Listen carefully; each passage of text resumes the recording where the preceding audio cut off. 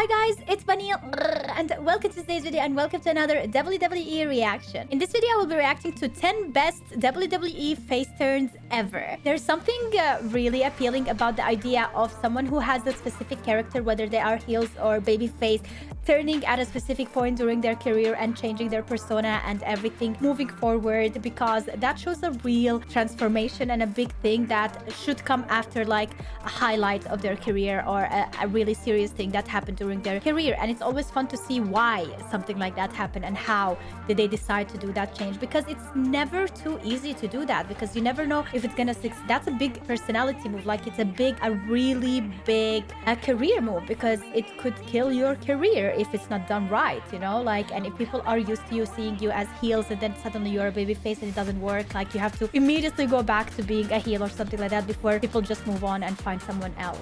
But yeah, this video is by Cultaholic Wrestling. Catholic Wrestling.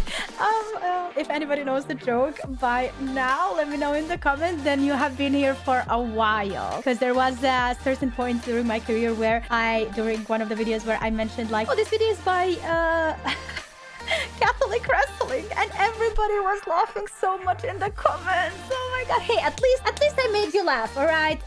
That's the best thing in life. Like if I make someone laugh, that for me, that's a big thing. I love it.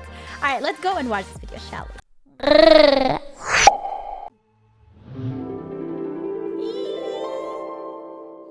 In wrestling, seeing someone turn good often isn't as satisfying as seeing them turn bad. In fact, the WWE has seen many a guy turn good at the wrong time, or has handled how they're presented thereafter so poorly that it hardly seemed worth the effort. But when it works, oh boy, it works. So let's take a look at those. Was it like John Cena, one of them? I'm from Cultaholic.com, and here are the 10 best WWE face turns ever. Join us. Number 10, Edge wins the Rumble. In wrestling, there are few truer sayings than absence makes the heart grow fonder. And one of the best examples of this is the 2010 Royal Rumble. Wait, Edge turned face? What? How did I not know about that? Return of the perennial heel Edge. With John Cena, Shawn Michaels and Chris Jericho fighting in the ring, and Batista guaranteed the number 30 spot in the Rumble, the number 29 position was the only spot in which a surprise could still occur. When... You think you know me? The place erupted. Edge came out with his blood boiling, tearing at his hair in that trademark borderline psychopathic manner. He was back. Some 7 or so months earlier, Edge was forced to vacate the tag team championship he held with Chris Jericho because of a career-threatening heel tear. Haha, heel tear, because he was tearing away from being a heel. Haha, get it? He then had to listen to Jericho blame him for the injury and tease him about his broken down body for the weeks and months that followed. With Y2J on the cusp of a WrestleMania main event, the Rumble was the perfect point for Edge to get his own back. He hit his signature spear on Jericho instantly, shortly thereafter chucking him over the top rope in an act of vengeance. The babyface turn was thus set in stone, and Edge would face Jericho as the babyface side of their WrestleMania World title match. The run itself may not be all that memorable, but the turn sure was. Number 9, Kurt Angle turns back to Team WWF. We all know the ins and outs of the Invasion angle of 2001, but one aspect of it that often gets lost in the mix was Kurt Angle's babyface turn in the final match of the angle. The Survivor Series winner-takes-all elimination tag match between Vince McMahon's Team WWF and Shane and Stephanie McMahon's Team Alliance. In the build-up to the main event, Vince had planted the idea within the Alliance that he had a mole in their group. Shane was convinced that it was just a ruse, but the question remained, would someone turn? In what was the first shock of the night, someone from Team WWF did turn on their team. That guy was Chris Jericho, who had made it to the final 3 in the match and was one of 2 WWF representatives remaining. After being eliminated at the hands of the Alliance's Steve Austin, Jericho battered The Rock with one of his finishing maneuvers. Was the ruse actually on Vince? Had the Alliance planted Jericho in Team WWF to ensure victory? He was a former WCW and ECW star after all. It provided one of the best near falls of the year and quelled the expectation of another twist, but there was still one to come. In what seemed like a compounding of the terrible odds facing The Rock and Team WWF, Kurt Angle rushed to ringside, grabbed the championship belt and got in the ring. He clocked Steve Austin with it and gifted The Rock the win.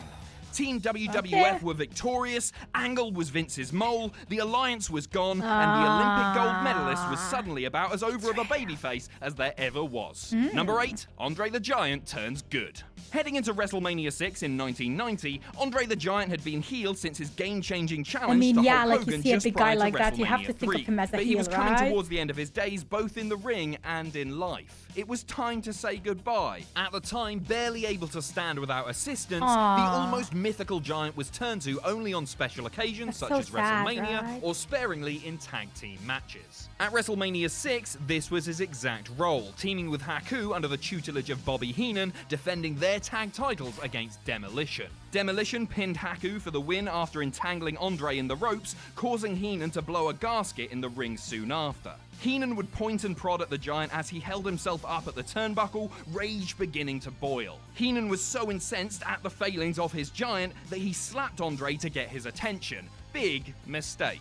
Andre grabbed at Heenan's jacket with his trademark unbreakable grip and began laying in the shots. Heenan sold like only he can and then was kicked from the ring. Haku didn't last long in trying to defend him either. The partnership was over, and soon after, so was Andre's WWF career. Perhaps the most famous wrestler of the pre-WrestleMania era, and an icon to wrestling and non-wrestling fans to this very day, Andre the Giant was able to finish his career and life as the sort of beloved figure that he truly was. Like, Number 7, Virgil turns on DiBiase. Like One of the more classic entries on our list is the perfectly constructed turn of one Virgil. Yes, him, on abusive employer and megabucks millionaire Ted DiBiase at the Royal Rumble 1991.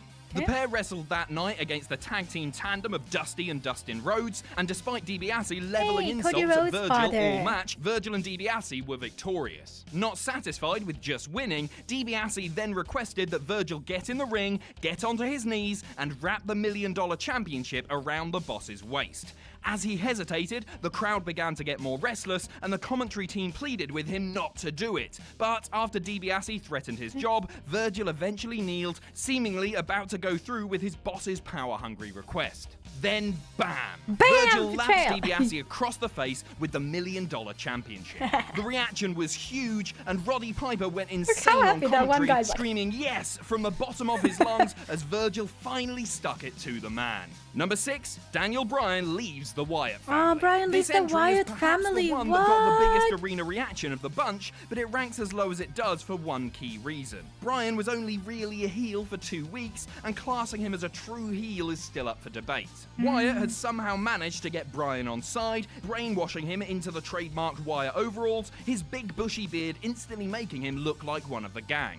On the January 13th, 2014 episode of Raw, Bryan and Bray were booked to face the Usos in a tag team cage match. The Usos won. After the match, Bray demanded that Bryan bow to him. Despite the audience's willingness to see him overthrow his new master, he bowed. Then, as Bray went in for a Sister Abigail, Bryan got out of the move. The anticipation at this stage was huge as Bray charged towards Bryan in the corner. Bryan ducked and quickly laid strikes into his Wyatt family master. The rest of the Wyatt family locked outside of the cage with no way to help. The crowd erupted in what was one of the biggest pops in modern-day WWE and one of the longest. By the time Bryan was done with the Wyatts, everyone was standing and chanting yes in unison. Wow, we were left with as if they hated the Wyatts. Bryan atop the steel cage, arms aloft, with some 15,000 plus people cheering him on.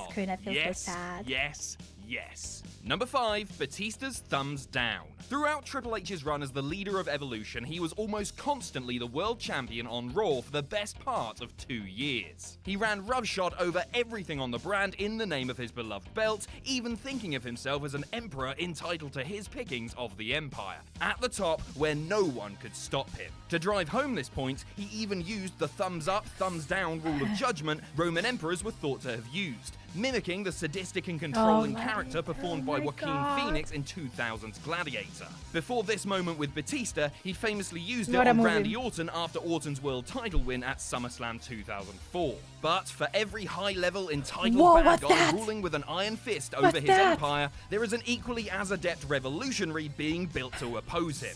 For Joaquin Phoenix's emperor, it was Russell Crowe's Gladiator. And for Triple H's world champion Evolution leader, it was his protege, Batista.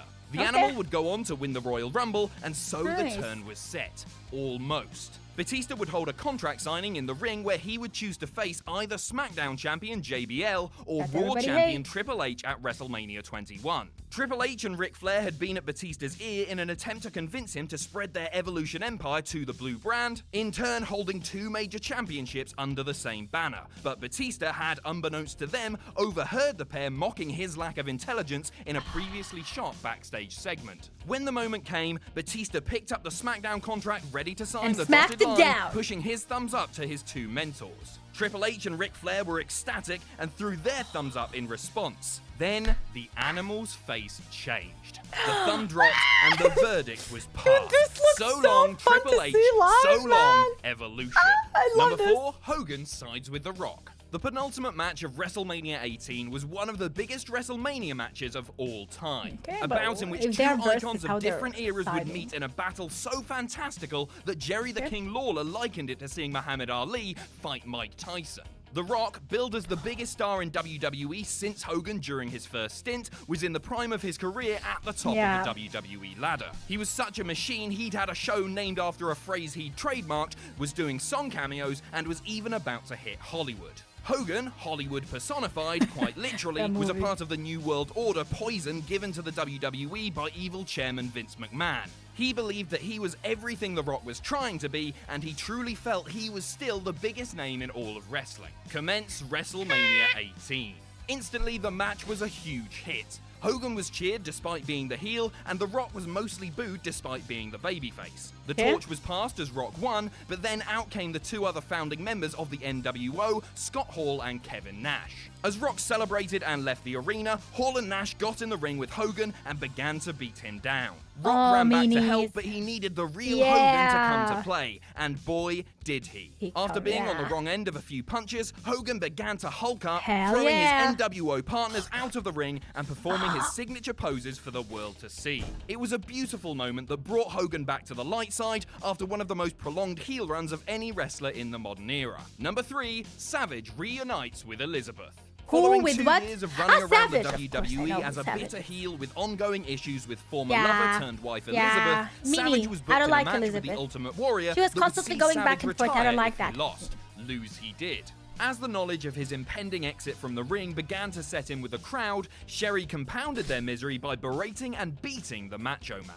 Then, in one of wrestling's most emotional moments, Elizabeth jumped the crowd barrier and rushed to his defense. She grabbed Sherry by the hair and threw her out the ring. Savage, heartbroken by the loss, got to his feet. With a fair portion of the crowd already applauding him in thanks for a wonderful career, he locked eyes with Elizabeth, and after a tense amount of contemplation, the couple embraced. It was one of the most real and pure embraces in WWE history, and one that turned Savage back to the light as his in-ring WWE career came to an end. Number 2, the pipe bomb. Seen by some as being more an Austin 316 moment than an... Whose pipe bomb? A Punk's! I was like, whose pipe? Yeah. Seen by some as being more an Austin 316 moment than an actual face turn, the CM Punk pipe bomb was perhaps the biggest moment in wrestling for the past decade, and is undisputedly the biggest moment in CM Punk's and WWE it's still career. so important. This video was made 5 years ago. Nobody more loved and adored than Punk in the aftermath of this brutally honest, fourth wall breaking promo. After years as a bad guy across SmackDown, Raw, and even commentary, Punk sat upon the Monday Night Raw stage to launch a tirade of insults towards the hierarchy within the WWE, peeling back the curtain on the business and temporarily making himself the most famous active wrestler on the planet and one of the most sought-after athletes in all of sport. It was a turn that transcended the WWE and, like many a turn on this list, became one of the most iconic moments in a Hall of Fame-worthy career. Number 1, Steve Austin won't tap. Just tap out, Austin. Just tap Please out. Tap. The WrestleMania 13 main event of WWF champion Bret Hart versus new badass on the block Stone Cold Steve Austin was a huge turning point in the careers of both Hart and Austin, and can be earmarked as perhaps the true start of the Austin My boy era. does not tap out. Growing portions of the maturing WWE crowd was siding with the foul-mouthed, in-your-face I still don't know the reference of more than they Austin were with the 316. white-to-the-white ultra babyface Bret Hart, meaning a change needed to be made. I have to literally immediately go and Google it. Steve Austin 316 reference. After he won the event final against Jake the Snake Roberts at the Mecca Arena in Milwaukee, Wisconsin, Austin made a reference to the Bible's verse John 3:16. You sit there and you thump your Bible and you say your prayers and it didn't get you anywhere. Oh my, it's savage. That is definitely savage. That change now took I place get at it. WrestleMania 13, when Hart, growing in frustration at the live crowd and Austin's inability to give up, would become more and more engulfed by the dark side as the match went on, not only beating up Austin, but bloodying him too. Austin, being the tough redneck he is, wouldn't stay down. His passion to win was clear, and Austin was reaffirming that fact with his a couple of beers before made him not feel and it. unparalleled resistance. With the match at boiling point and Austin locked in Hart's signature sharpshooter, Austin pushed his body up as he screamed in pain, blood rushing down his face, and then he passed out. This, of course, meant that Hart won, but in refusing to actually give up, Austin had proven his worth to everyone watching him from home, and at that moment became the most valiant and over babyface in the whole of the WWE. Dude, like, he went so far as to pass out from the pain. And you say wrestling is fake? What do you mean? So that's our list. Let us know what you think in the comments below. Oh my god, I love it. I love this video. If you enjoy what we do here at Cultaholic, you can pledge to our Patreon. That's patreon.com/Cultaholic. And most importantly, don't forget to hit subscribe and join us. That was perfect. I love it so much. Thank you so much for sharing this video with me. I loved it. Like, it's really awesome. I love Cultaholic Wrestling. I love reacting to their videos. They always do an amazing job. Very entertaining, to the point, informative. Everything, honestly, like, very professional compared to my video.